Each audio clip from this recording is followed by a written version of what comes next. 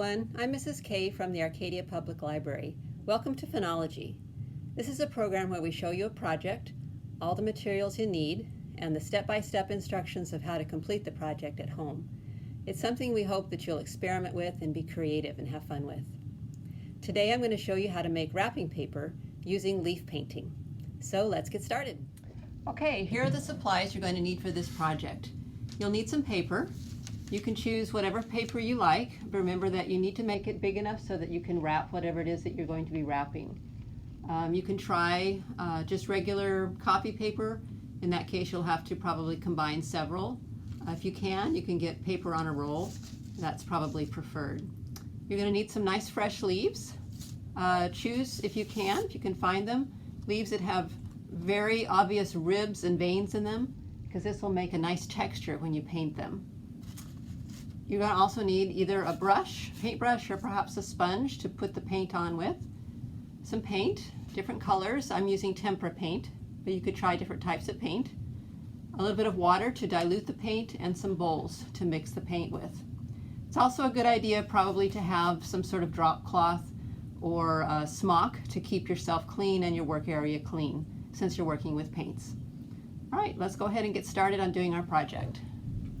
It's a good idea to have some scratch paper to do the leaf painting on so that you can keep your actual wrapping paper that you're creating clean. So go ahead and take one of your leaves, and you're noticing again that this leaf has some nice ridges that you can see and feel, so that we're going to have a nice texture to our leaf, and that's going to transfer to the print. So go ahead and just paint whatever color paint you've decided on all over the leaf. Don't make the paint too thick, because then your print will look all globby. You can experiment with this, you know, how much paint you're going to need, how dilute you need the paint, etc. So I'm going to set aside the leaf and get out the actual wrapping paper that we're creating so that I can make my first print. Now I'm going to take the leaf carefully and go ahead and just press it down where I want the print to come out. And you want to press all areas of the leaf very carefully, keeping it all in one place. Don't let it move around, otherwise you'll get it all smudged. Just make sure that you've pressed down on all parts of the leaf so you get a nice clean print.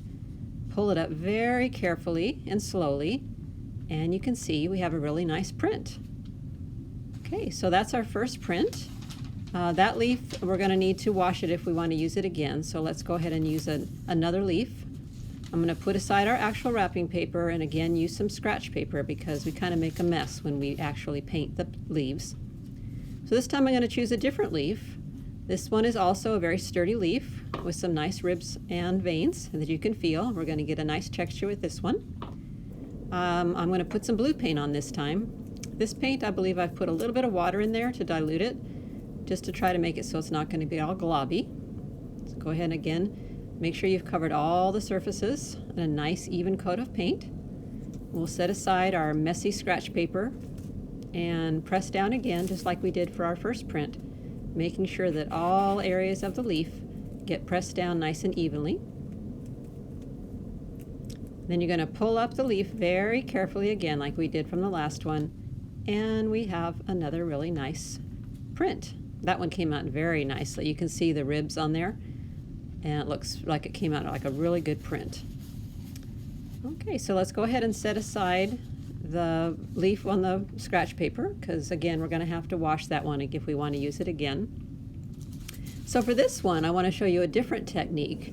Instead of painting the leaf, we're just going to do a kind of opposite. We're going to put the leaf down and paint around it, so that when we take our leaf off we're going to have kind of a leaf outline, just to have a little bit more of a different artistic effect.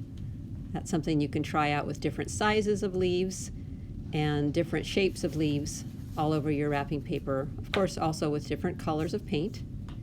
So on my wrapping paper now we have 2 orange and only 1 blue, so let's do one more leaf. I'm going to go ahead and use a scratch paper and paint the leaf just like we did the others. As soon as we get it all painted, again we're going to press it down nice and evenly, making sure all of the area is pressed down onto the paper, and lift it up very carefully. So that is a really good start to our wrapping paper.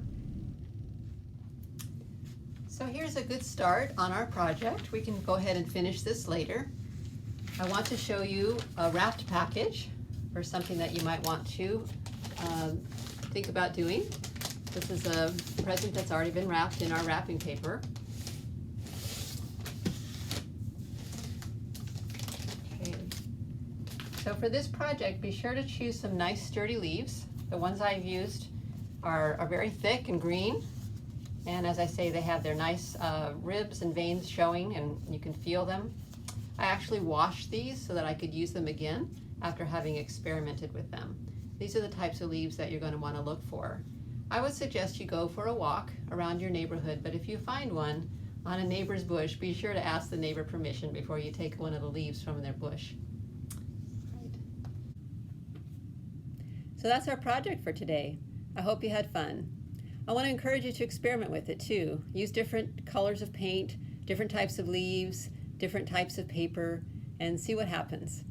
I'll see you next time on Funology. Bye-bye.